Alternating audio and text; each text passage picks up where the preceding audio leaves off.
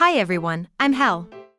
Today, I'm going to show you my complete collection of Booster 5, which was released in Japan back in October 1999. The Booster series was a unique set of cards sold through vending machines in Japan at the time. This set, Booster 5, is the fifth entry in that series.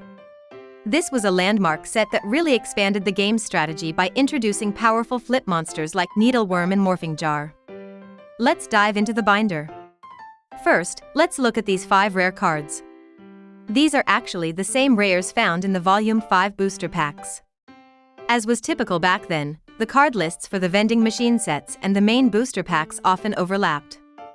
The one I want to highlight here is Call of Darkness. This is a meta card specifically designed to counter Monster Reborn.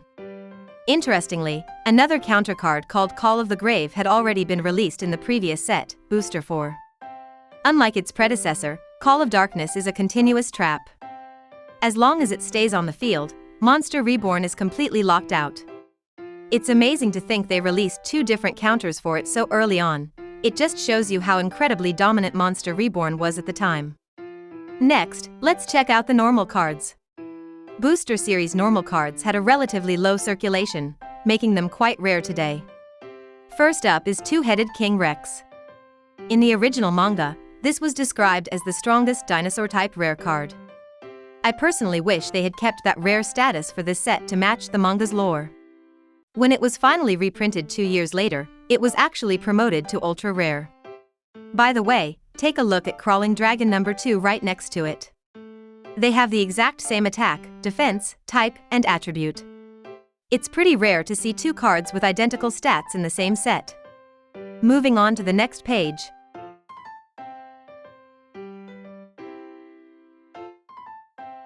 By Booster 5, we started seeing a lot more effect monsters.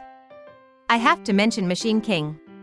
Its effect increases its ATK by 100 points for every machine-type monster on the field. Since its base ATK is 2,200 and it counts itself as a machine, its actual ATK is 2,300. Back then, it had the second highest ATK among level 5 and 6 monsters, surpassed only by Summon Skull. Because of that, it saw a fair amount of play in the early meta. Next, I want to show you Needleworm and Morphing Jar.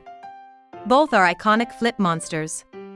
Needleworm sends the top 5 cards of your opponent's deck to the graveyard, and Morphing Jar makes both players discard their entire hand and draw 5 new cards. Both cards effectively reduce the opponent's deck by 5 cards. The arrival of these 2 birthed the deck out strategy, where you win by making your opponent run out of cards. You could say Booster 5 really evolved the depth of the game. On the next page,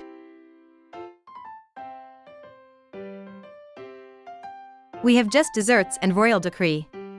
These are 2 very powerful trap cards. Just Desserts deals 500 points of damage for every monster the opponent has on the field. For that era, it was an excellent damage source and was actually the very first burn card in trap form. Royal Decree is a staple counter trap that negates all other traps on the field. It's a classic Yu-Gi-Oh card, simple and incredibly strong. Finally, the last page. These are the rule cards. They were included as a bonus when you bought cards from the vending machines. This set features Shoddy. Despite being a major character, Shoddy never actually dueled in the original manga. He was always shrouded in mystery. These rule cards are hard to find in card shops nowadays, making them quite difficult to collect. So, that was the Booster 5 complete collection. With the introduction of powerful flip monsters and traps, this set truly expanded the strategic possibilities of Yu-Gi-Oh! It's a very important set from a historical perspective. Thank you so much for watching until the end.